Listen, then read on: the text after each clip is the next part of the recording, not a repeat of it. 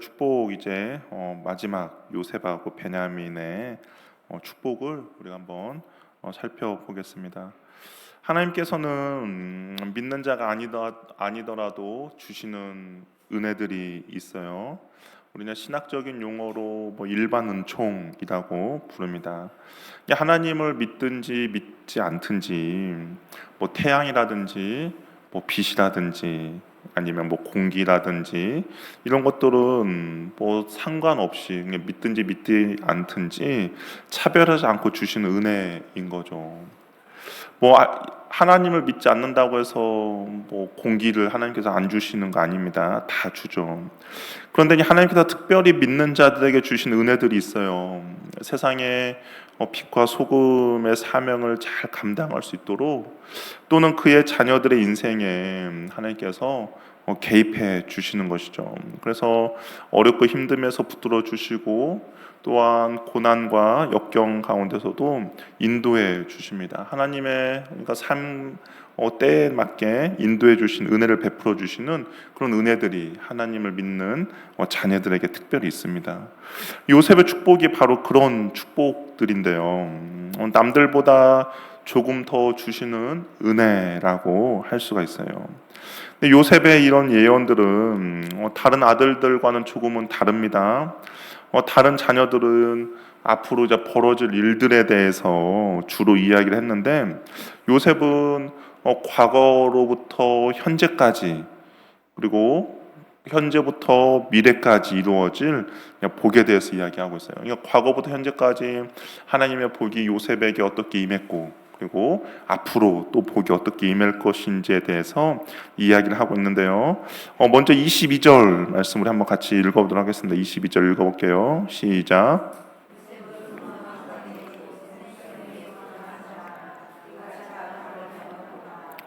야곱은 요셉을 한 나무에 비유를 해요. 그런데 그 나무가 무성한 가지가 있다라고 이야기합니다. 열매를 끊임없이 맺어내는 번성하는 가지라는 뜻이죠. 이게 철을 따라 때에 따라서 열매를 맺는 거죠. 메마른 곳에서의 번성과 번창과 풍요와 다산을 이야기하고 있습니다.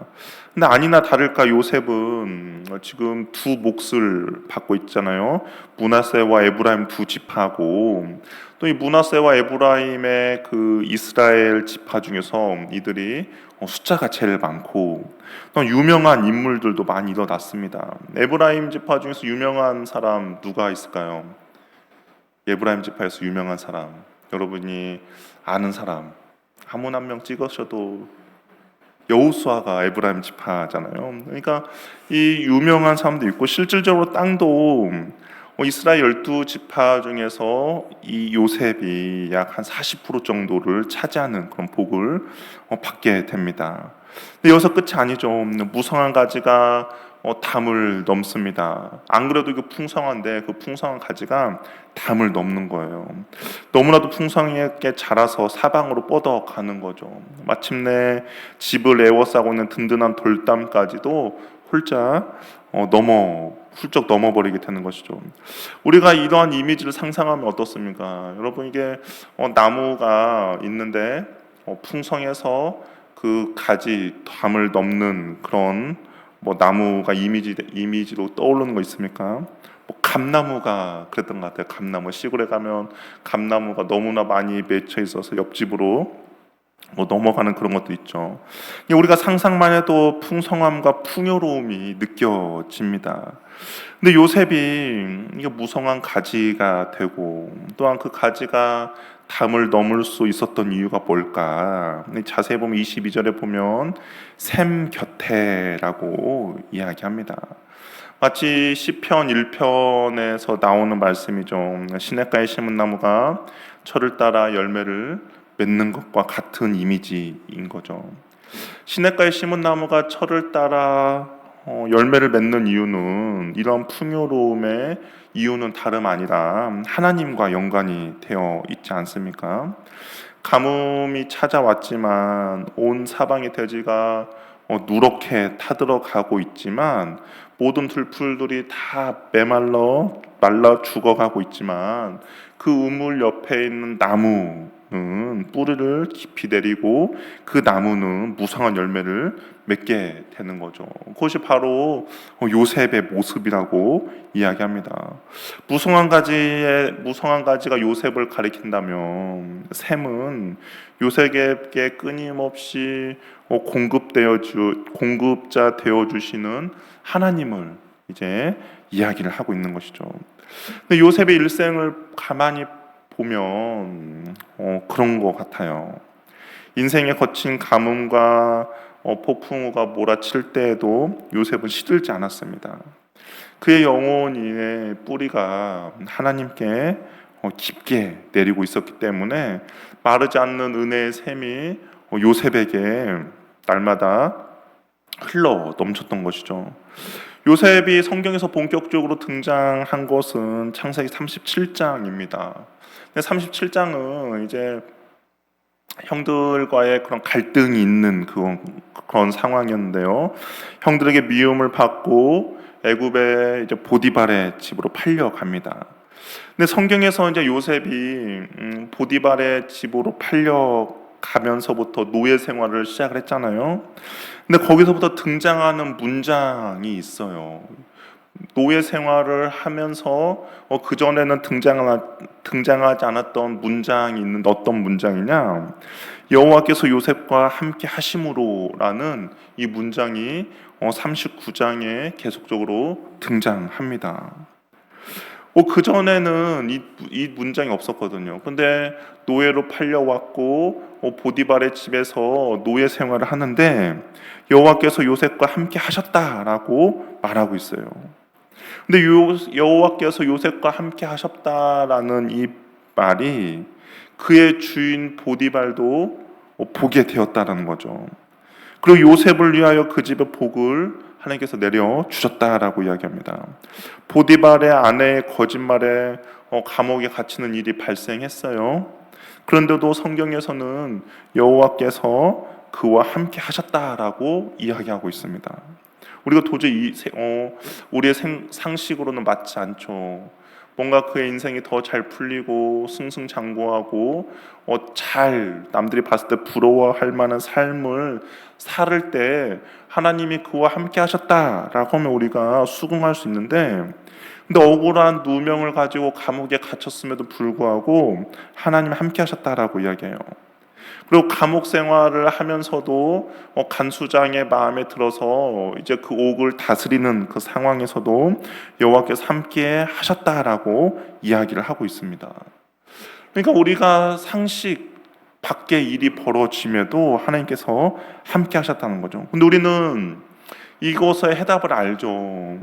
만약에 노예로 팔려가지 않았다면 지금의 야곱과 그의 가정의 모습은 있을 수 없는 것이죠. 만약에 그가 억울한 누명을 받지 않았다면, 그래서 왕의 간수들만 갇히는 감옥에 갇히지 않았다면 이런 일이 벌어지지 않았죠. 그러니까 우리는 이해할 수 없지만 그 모든 삶의 순간순간에 하나님의 은혜가 이 요셉에게 있었다라는 겁니다. 근데 하나님께서 함께 하셨다라는 이 문장은 하나님의 일방적인 함께 하심이 아니다라는 것이죠. 하나님이 함께 하셨다라는 이 문장은 하나님이 그와 함께 하기 위한 요셉의 어떠한 행동들과 모습들이 있었다라는 겁니다. 누구 하나의 일방적인 모습이 아니에요. 왜냐하면 아모스 3장 3절 말씀 우리 한번 같이 읽어보도록 할게요. 아모스 3장 3절 말씀입니다. 한번 읽어보겠습니다. 시작. 두 사람의 뜻이 같지 않으면 동행할 수가 없다라고 이야기합니다. 만약에 하나님이 요셉과 함께 하고 싶었는데 요셉이 하나님의 뜻과 전혀 맞지 않았다라고 하면 함께 할 수 없는 거죠. 또한 요셉이 하나님과 함께 하고 싶었지만 하나님께서 보실 때 요셉이 함께 할 수 없는 그런 상황이었다면 함께 하지 않았습니다. 그런데 하나님께 함께 하셨다는 것은 그 두 사람의 마음이 두 사람의 마음이 통했고 그리고 그 통함이 하나님과 동행할 수 있었다라고 이야기하고 있는 것이죠. 요셉도 그의 삶이 하나님 편에 있었고 그러한 요셉을 통해서 하나님께서도 요셉과 동행해 주셨다라는 것이죠. 성경에서도 우리에게 복을 받는 비결에 대해서 분명히 이야기하고 있어요. 신명기를 보면 하나님께서 그의 자녀들에게 복을 주시는 그 방편이 무엇이냐?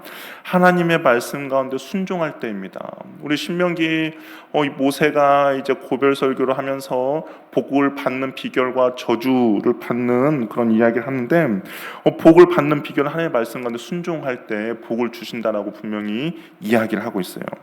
근데 또 성경을 시편을 보면 하나님께서 복을 주시는 경우들이 있습니다. 어느 경우 때 하나님께서 복을 주십니까?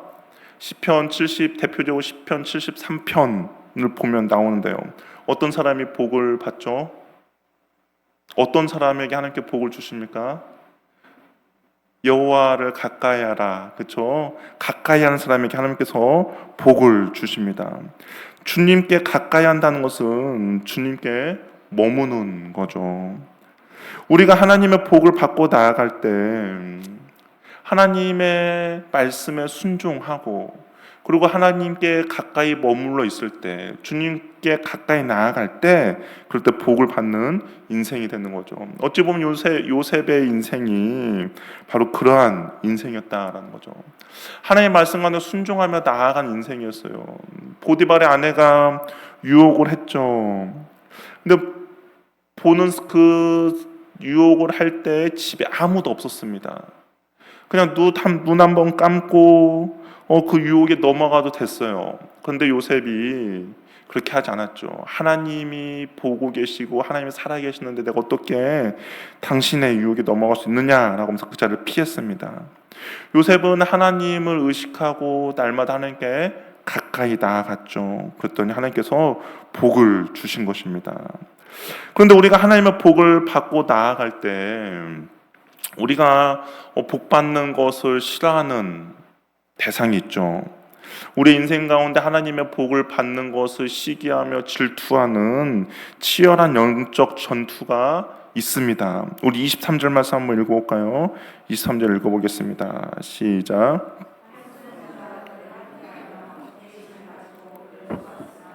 요셉이 샘게 하나님의 복을 받는데 활 쏘는 자가 그를 학대하며 적개심을 가지고 그를 쏘았다라고 이야기합니다. 사단은 언제나 우리를 방해하죠. 우리를 넘어지도록 만듭니다. 하나님의 복이 아니라 하나님과 멀어지게 만드는 거예요. 은혜의 샘가에 머물며 축복의 가지를 뻗어가는 성도들을 사단은 가만히 내버려두지 않습니다. 끊임없이 시기 어린 눈빛으로 적개심의 화살을 날려보내고 아픈 상처들을 끄집어내며 우리의 영혼들을 뒤흔들어 놓는 것이죠. 요셉에게도 나라는 화살들이 있었죠. 먼저는 형들이 요셉을 노예로 팔아 넘겨서 죽이려고 했습니다. 또 보디발의 처가 요셉을 넘어뜨리려고 유혹해 왔죠.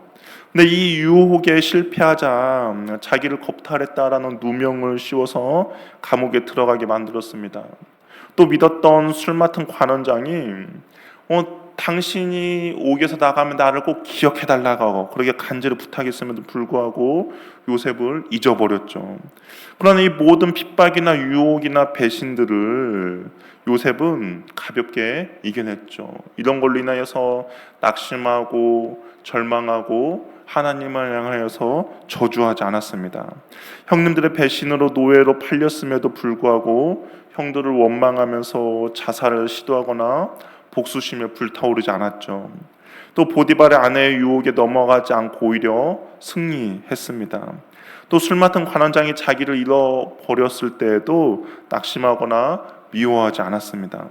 무수한 화살 속에서 그렇다면 요셉이 어떻게 꺾이지 않고 그렇게 굳건하게 서 있을 수 있었을까?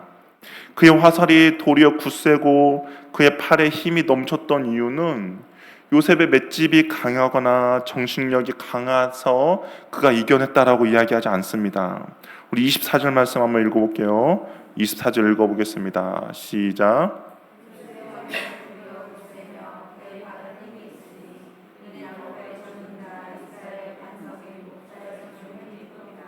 요셉이 그렇게 참고 견디고 인내할 수 있었던 이유가 무엇입니까?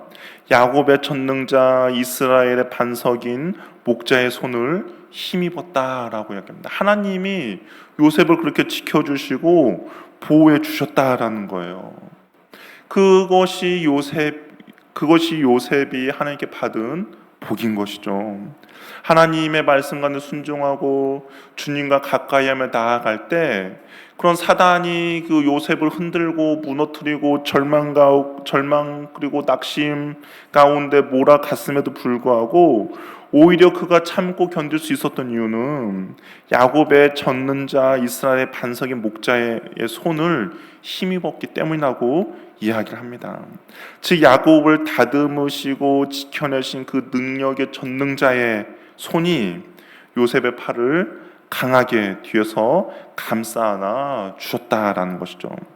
야곱은 자신을 지켜주시고 보호해 주신 하나님이 요셉의 인생 또한 지켜주시고 보호해 주셨음을 말하고 있습니다. 야곱의 인생 가운데 베델에서 만나 주시고 바단 아람에서 밤낮 눈붙일 겨를도 없이 일할 때 지켜주셨고 마침내 이스라엘도 변화시켜 주신 그 하나님이 요셉과 함께 계셨다라고 이야기해요. 우리가 고통과 고난 가운데 있을 때 두려운 것은 고통 그 자체도 두렵지만 우리를 더 절망 가운데 빠지게 하는 것은 무엇입니까? 고통의 한복판에 나 혼자 버려져 있다라는 외로움 때문에 우리가 고통과 고난이 더 힘들게 느껴지는 것이죠. 그런데 성경 우리에게 이렇게 이야기하고 있어요. 하나님께서는 어느 곳이든지 우리와 함께하고 계신다라는 겁니다.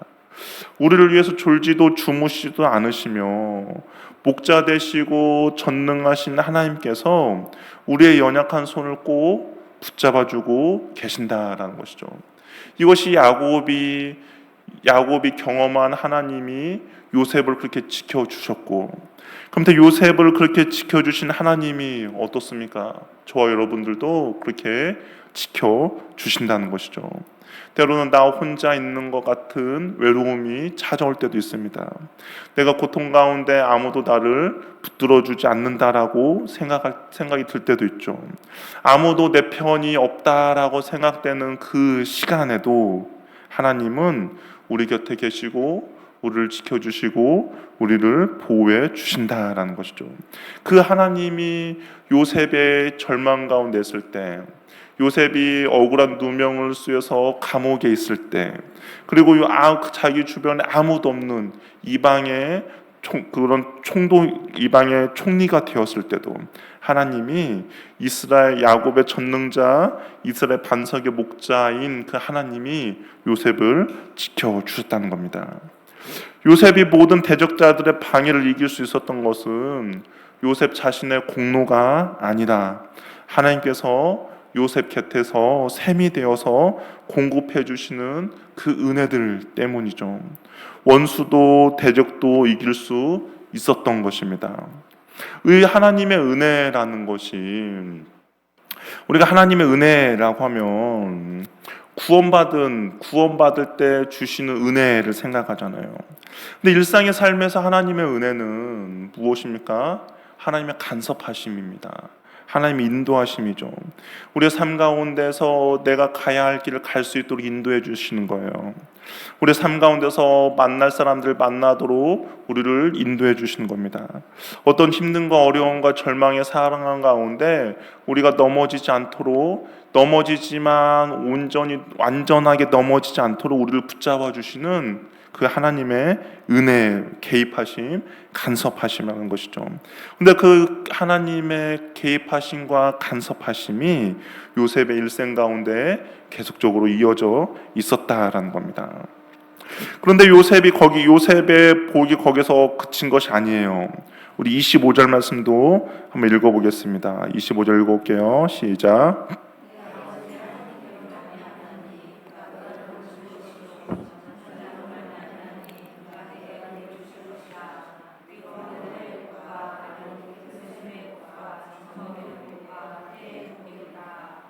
요셉이 지금까지도 하나님의 복을 받았어요. 지금까지도 하나님의 은혜 가운데 머물러 있었습니다. 그런데 거기서 그치는 것이 아니라 이제 그가 너를 도우실 건다. 그가 너를 도우실 것입니다. 그 전농자로 말미암아 네가 복을 더 많이 받는다라는 것이죠. 하나님께서 너에게 복을 더욱더 주신다는 거예요. 근데 어떤 복이냐? 하늘의 복과 깊은 샘의 복을 주신답니다. 또 아이를 출산하고 그 아이들이 복을 받아 잘 자라도록 붙들어 주신다는 거예요. 하늘의 복은 비가 많이 오는 거죠. 마르지 않는 샘의 복, 마르지 않는 깊은 샘의 복은 그 우물, 언제든지 물을 공급받을 수 있는 복입니다. 이 팔레스타인 지역에서 가장 복받는 것, 가장 사람들이 부러워하는 대상은 어떤 사람이었냐? 자녀들이 많은 사람들이었죠. 뭐 당시에만 봐도 사람들이 많다라는 것이 저 사람 하나님의 복을 받은 거야. 근데 자녀들만 많은 것뿐만 아니라 무엇이에요? 많은 우물을 가진 사람입니다. 우리 이삭이 그러지 않았습니까? 이삭이 가는 곳마다 우물을 팠어요. 사람들의 시샘과 사람들의 그런 시기와 질투 가운데 있었죠. 그럼에도 불구하고 계속 가는 곳마다 우물을 팠는데 우물이 터진 겁니다. 그리고 그 이삭의 삶을 보면 그해 농사가 백반에 되는 풍년을 이룬 것이죠. 그러니까 물이 있는 곳에 그러한 복이 임하는 거예요. 물이 있어야 농사도 짓고 가축들에게도 물을 먹일 수 있습니다. 근데 요셉의 복은 단지 그냥 어떤 경제적인 풍요나 권력의 증대가 아니라 그냥 그 삶의 전체가 하나님의 은혜 안에 놓이는 삶을 말하고 있는 것이죠. 요셉이 이러한 복을 받은 이유가 무엇입니까? 앞에서 말한 것처럼 하나님을 가까이 한 겁니다. 하나님 말씀 가운데 순종하며 나아갑니다. 하나님과 함께 했다는 거예요. 하나님이 원천이시고 하나님이 공급자이시며 하나님이 마침내 열매를 맺게 해 주셨다라는 것이죠. 그러므로 우리에게 복은 무엇이냐? 하나님의 임재이며 하나님과 함께함이며 하나님과 가까이 함이라는 겁니다. 우리의 매일의 삶 가운데서 하나님의 임재가 있어요. 하나님의 임재가 있으면 하나님의 은혜가 있다는 것이죠. 하나님의 은혜가 우리를 개입해 주시고 우리를 인도해 주시고 붙들어 주십니다. 하나님과 동행하기 때문에 어떠한 사단의 계략에 우리가 넘어지지 않죠. 어떤 사단이 우리에게 화를 쏘더라도 하나님께서 우리를 그 화살을 막아 줍니다. 하나님과 우리가 가까이 하기 때문에 하나님의 그 은혜가 우리들 가운데 날마다 흘러 넘치게 되는 것이죠. 이것이 바로 요셉이 받은 복이라는 겁니다. 그렇다면 저와 여러분들도 이러한 복을 누리시길 바라요. 어떻게 누립니까? 하나님을 가까이 하는 것이죠. 우리의 삶 가운데 하나님의 임재가 있는 겁니다. 하나님의 임재는 언제 하나님이 우리의 삶 가운데 임재하는가? 언제 하나님 임재하십니까? 하나님을 찬양하고 하나님의 이름을 높여드리며 하나님께 예배할 때죠. 우리가 하나님께 예배할 때 그곳 가운데 하나님이 임재하십니다. 이것은 공식이에요. 성경을 보면 하나님께 제사 드리는 그곳 가운데 하나님께서 이스라엘 백성들이 제물을 가지고 하나님께 제사를 드리며 나가는 그곳 가운데 하나님께서 그 제물을 기뻐 흠양하셨다라고 되어 있습니다. 하나님이 그곳 가운데 임재하셔서 그 제사 드린 이스라엘 백성들의 모습을 보고 기뻐하셨다는 것이죠. 우리도 마찬가지입니다. 우리의 삶 가운데서 매일마다 주님을 찬양하고 매일마다 주님을 예배하고 그러고 나갈 때 그곳이 하나님의 임재가 있는 것이고 그럴 때 하나님과 동행함이 있는 것이고 그럴 때 하나님께 날마다 가까이 나아가는 것입니다. 또 야곱은 이 복을 26절 말씀을 한번 읽어볼게요.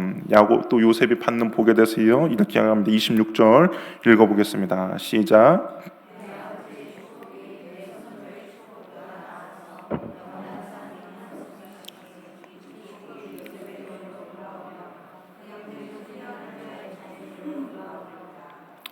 이 하나님께서 주시는 축복이 야곱의 축복이 끊이지 않고 영구할 것이다 라고 이야기해요. 높은 산들에 빗대어서 이야기합니다. 세상의 재물, 세상으로부터 얻는 복은 안개와 같죠. 쉽게 사라져 버립니다. 언제 그냥 안개가 사라진 것처럼 권력과 세상이 주는 어떠한 재물과 그런 것들은 금방 사라져요. 그런데 하나님이 주시는 복, 하나님이 요셉에게 주시는 복은 거대한 산들처럼 흔들리지 않는 영원성을 지니고 있다라고 이야기합니다. 우리 전주에서 제일 큰 모악산이죠. 모악산이 사라진 적이 있습니까? 전주에서 사라진 적이 없을 거예요. 모악산이 계속 그곳에 있죠. 아마 지구가 멸망할 때까지 모악산은 그곳에 계속 있을 것이에요. 지금 말하는 것이 그거예요. 영원한 산이 한없음 같이 이 축복이 요셉에게 임할 것이다 라고 이야기하죠. 마르지 않는 샘 곁에 깊이 뿌리를 내리며 나아갈 때 저 여러분들에게 동일한 복을 주시게 동일한 복을 누리게 될 것입니다. 세상이 주는 그냥 임시적이고 일시적이고 안개처럼 사라져버리는 그런 복이 아니라 하나님의 복은 영원한 복이다라는 겁니다. 하나님의 복은 그 자손과 그 가문 가운데 영원히 주시는 복임을 기억하시고 우리가 날마다 주님의 그 임재 안에 날마다 주님과 가까이 나아가는 은혜가 있기를 바라요. 이제 마지막으로 베냐민에 대해서 이야기합니다. 우리 27절 말씀 한번 읽어볼게요. 27절 읽어보겠습니다. 시작.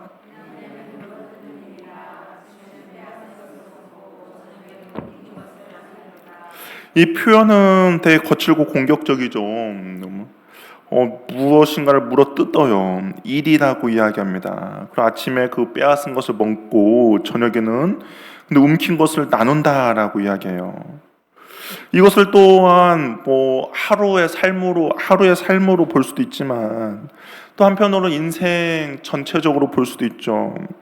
그러니까 베냐민의 인생의 전반부는 다른 사람들을 빼앗는 그런 물어뜯는 거칠고 공격적이라고 할 수가 있고 그의 인생의 후반부는 다른 사람의 것을 빼앗고 움키는 자가 아니라 오히려 자기의 것을 나누는 것으로 우리가 생각할 수도 있다라는 겁니다. 근데 아니나 다를까 이 베냐민 지파의 전반적인 삶의 모습은 이와 좀 유사하다라고 볼 수가 있어요. 우리 사사기를 보면 베냐민 지파가 등장을 합니다. 사사기에 베냐민 지파가 언제 등장하냐? 이 사사기의 부록이라고 할 수 있는 그 레위의 첩 사건 있지 않습니까? 레위의 첩 사건이 나오는데 그 사건의 발생 지역이 어디냐? 바로 베냐민 땅에서 일어나요. 베냐민 땅에서 그 불량배들이 레위의 첩을 강간하고 죽이는 일이 벌어진 것이죠. 그래서 그 사건으로 인하여서 어떤 일이 벌어집니까? 베냐민 사람과 베냐민 지파와 이스라엘 지파가 전쟁이 발생하게 되죠. 전쟁이 발생하는데 그 전쟁에 동원되는 그 군인들의 숫자가 어떻게 되느냐? 이스라엘 지파의 군대는 40만 명이 모집이 됩니다. 그러니까 베냐민 지파를 제외한 나머지 지파들이 사람들이 모인 거예요. 근데 베냐민 지파는 몇 명이 모였느냐? 몇 명이 모였을까요? 대충 한번 이렇게 생각해 보세요. 우리가 사사기도 말씀을 나눴었습니다. 베냐민 지파 몇 명이 모였을까요? 한번 대충 이렇게 생각하면 26,700명이 모였어요. 게임이 안 되죠. 게임이 안 될 정도로 모였습니다. 근데 아까 뭐라고 했어요? 베냐민을 거칠고 공격적이라고 하지 않았습니까? 베냐민은 그런데 전쟁에 능한 사람들이었습니다. 총 3번의 전쟁이 벌어집니다. 1차, 2차 전쟁에서는 베냐민 사람들이 승리를 해요. 대승을 거둡니다. 근데 3차 싸움 때 모든 것들이 다 불타고 베냐민 지파 사람들이 패하게 됩니다. 근데 그때 몇 명만 남게 됩니까? 600명만 남게 돼요. 이 사건으로 인해서 어찌 보면 하나님께서는 그 거칠고 공격적인 베냐민의 그 기질을 고치는 계기가 되었던 것 같습니다. 오히려 베냐민 사람들의 숫자가 줄어들었어요. 이제 더 이상 거칠고 싶어도 거칠어질 수가 없습니다. 정말 순하게 됐어요. 그런데 이것이 오히려 베냐민 지파에게 있어서 큰 복으로 다가옵니다. 왜 큰 복으로 다가오냐? 나중에 이스라엘이 북이스라엘과 남유다로 나뉘게 됩니다. 그렇죠. 북이스라엘과 남유다 나뉘게 돼요. 그럼 남유다에는 우리가 아는 것처럼 유다 지파가 있습니다. 그런데 그 유다 지파 옆에 이게 딱 달라붙은 지파가 있어요. 누구 어떤 지파일까요? 지금 베냐민 지파 이야기니까 베냐민 지파겠죠. 그 유다 지파 옆에 너무나 힘이 작아서 유다 지파가 이렇게 잘 보살펴주던 정말 힘이 없는 작은 지파 베냐민 지파가 있는데, 베냐민 지파가 북이스라엘로 끼어든 것이 아니라 이 남유다에 끼어듭니다. 그래서 그 남유다 옆에 잘 붙어 있어요. 그런데 재밌는 것은 우리 신명기 33장 12절 말씀 우리 한번 볼까요? 신명기 33장 12절 말씀입니다. 우리 말씀인데 우리 한번 읽어보도록 할게요. 읽어보겠습니다. 시작.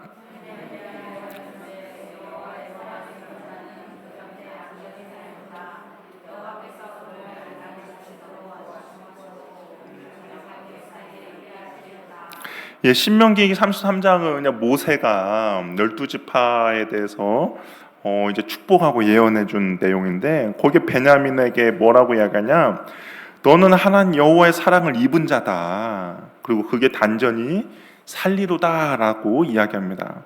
근데 아니나 다를까, 이스라엘이 금송아지를 섬겨 남유다와 북이스라엘이 10개 지파 나뉘어질 때 베냐민은 유다 곁에 두셔서 하나님의 그 보호하심을 입게 됩니다. 지파가 작아지면 오히려 축복으로 다가온 거죠. 사사기 때 그 거칠고 그 파괴적인 베냐민이 하나님이 치심으로 오히려 복을 받는 그런 지파가 된 것이죠.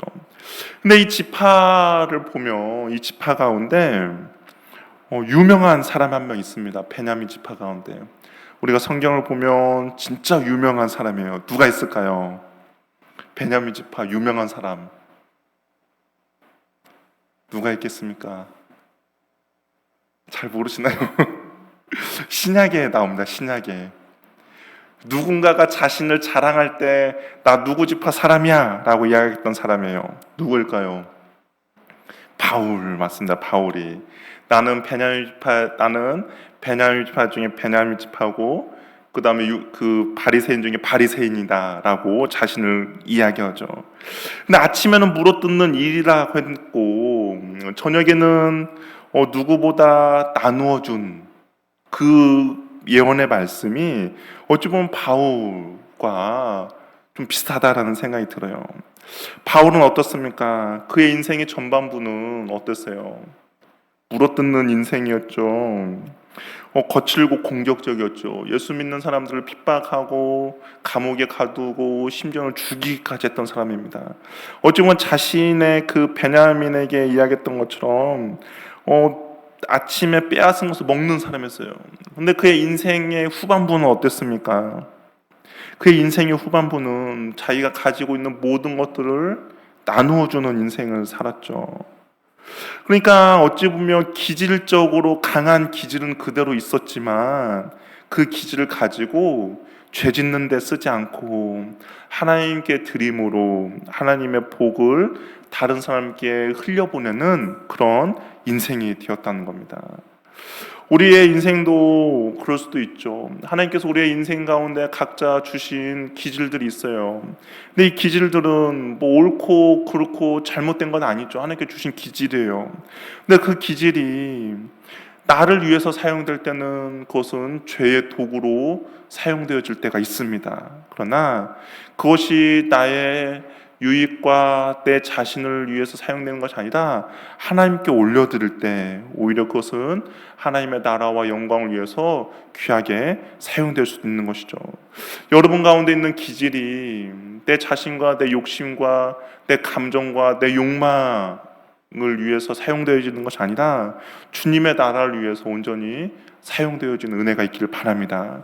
베냐민처럼 거칠고 공격적이었음에도 불구하고 그것이 하나님께 내어들 때 바울과 같이 그것 자신이 가진 모든 것들을 내어주는, 그래서 그 바울로 인하여서 어땠습니까? 온 세계 돌아다니면서 복음을 나누었고, 그리고 그 복음 나눈 것이 결국은 저와 여러분들도 그 복음의 혜택을 누리고 있는 것이죠. 모세가 각 지파에 대해서 축복을 남깁니다. 그리고 28절 말씀을 보니까 각 사람의 분량대로 축복하였다라고 이야기를 하고 있어요. 각 사람에게 알맞게 복을 허락해 주신 것이죠. 그렇다고 해서 이 축복이 운명론적으로 주어진 것은 아닙니다. 어떤 지파에게는 좋지 않는 그런 예언을 준 지파도 있고요. 어떤 지파에게는 정말 듣기 좋은 예언의 복을 준 경우도 있습니다. 그런데 이것이 운명론적인 것이 아니다라는 것은 너가 이렇게 됐으니까 너의 인생은 무조건 이렇게 될 거야가 아니다라는 것이죠. 내가 말씀을 듣고 어떤 태도와 어떤 마음가짐을 갖느냐에 따라서 얼마든지 바뀌게 되는 것이죠. 좋지 않는 그런 저주의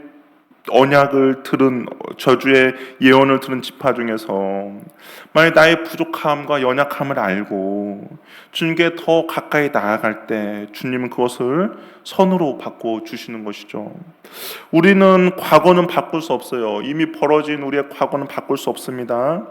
근데 이미 벌어진 일인데 뭐 어떻게 바꾸겠어요? 뭐 타임머신이 있어서 과거로 간다면 모를까? 바꿀 수 없죠. 근데 우리의 미래는 어떻습니까? 바뀔 수 있죠. 우리의 미래는 바뀔 수 있어요. 어떻게 바뀌냐? 우리가 하나님의 말씀을 듣고 그리고 그 들었던 말씀을 통해서 현재의 삶을 되돌린다. 우리의 현재의 삶을 바르게 나아간다면 우리의 미래는 하나님의 계획하심과 선하심으로 바뀌게 되는 것이죠. 과거에 너가 이랬으니까 너의 미래가 이렇게 될 것이야 라는 이야기를 들었더라도, 그렇다면 내가 과거에 어떤 저질러 어떤 실수가 있다면 현재에 내가 그 실수를 다시 저지르지 않고 과거를 기회로 삼아서 미래를 온전히 바르게 나아간다면 그 과거의 삶이 오히려 나의 미래를 바꾸는 삶으로 변할 수가 있다는 것이죠. 야곱이 이 자기의 12지파의 자녀들에게 예언을 한 것이 바로 그러한 의도로 이해를 한 것입니다. 너가 아무리 과거에 잘못 저질렀다고 너의 미래가, 이 과거의 결론이 미래가 있게 되지만, 그러나 네가 이것을 듣고 돌이킨다면 너는 하나님의 그 선하심과 그 하나님의 온전하심으로 바뀌게 되는 것이죠. 예를 들어서 가장 대표적인 인물이 누굽니까? 시므온과 레이죠. 시므온과 레이는 분노와 폭력성 때문에 흩어짐의 저주를 받습니다. 기억하시죠? 우리 한번 앞절에 있는데 시므온과 레이를 보면 우리 5절 49장 5절 한번 봅시다. 시므온과 레이는 형제요 그들의 칼은 폭력의 도구로다 라고 이야기해요. 그래서 너희는 7절에 보니까 어떻게 해요? 너희는 야곱 중에서 나뉘어질 것이고 이스라엘 중에서 흩어지리로다. 너희들은 흩어지는 인생을 살 거야 라고 이야기합니다. 과거의 잘못으로 인하여서 너희들의 미래가 이렇게 될 것이다 라고 얘기하죠. 그런데 어떻습니까? 실질적으로 시므온은 흩어졌다라고 이야기했습니다. 기억나시죠? 시므온 지파 흩어졌어요. 레위 지파도 어떻겠습니까? 흩어졌죠. 근데 시므온의 흩어짐과 레위의 흩어짐은 달라요. 레위 지파는 광야에서 하나님 편에 서서 전심으로 돌이켰을 때 오히려 그 흩어짐이 이스라엘을 축복하는 제사장 가문으로 변화가 되었습니다. 이게 과거가 중요한 것이 아니라 지금 현재 나의 태도와 모습이 중요하죠. 과거에 어떤 일이 벌어진 것이 중요한 것이 아니라 그 과거에 이루어진 사건을 통하여서 지금 현재 내가 어떻게 하고 있느냐가 중요합니다. 요셉처럼 샘 곁에 잘 머물러 있는다면, 주님과 가까이 하고 있다면, 주님의 임재를 사모하며 나아가고 있다면 하늘의 복과 아래로 깊은 샘의 복과 젖먹이는 복과 태의 복들이 영원히 저와 여러분의 가정과 우리의 가문 가운데 넘치게 된다라는 겁니다. 우리가 주님 곁에 꼭 붙어 있을 때 우리의 삶은 담장 너머로 은혜의 가지가 뻗어나가 이웃을 살리고 또한 자녀들에게 신앙의 위대한 유산을 물려주는 역사가 일어나게 되는 것이죠. 지금 현재의 내 삶의 모습이 중요하다라는 겁니다. 그리고 현재의 삶의 모습이 우리의 미래를 결정지어요. 저 여러분들은 이 현재 우리가 이 말씀을 듣고 주님 가까이 나아가는 은혜가 있기를 바랍니다. 하나님의 말씀 가운데 순종하는 인생을 살고 하나님의 임재를 내 삶 가운데 가정과 내 직장과 내 학교 가운데 예배와 찬양을 통해서 주님의 임재가 그곳 가운데 있게 하고 그리고 주님과 날마다 동행하며 가까이 나아갈 때 하나님께서 요셉에게 허락해 주신 하늘의 복과 깊은 샘의 복과 젖먹이는 복과 태의 복이 저와 여러분의 삶 가운데서도 넘쳐나게 될 것입니다. 그 복을, 놀라운 축복을 누리는 저와 여러분 되기를 바랍니다. 기도하겠습니다. 이 시간 기도할 때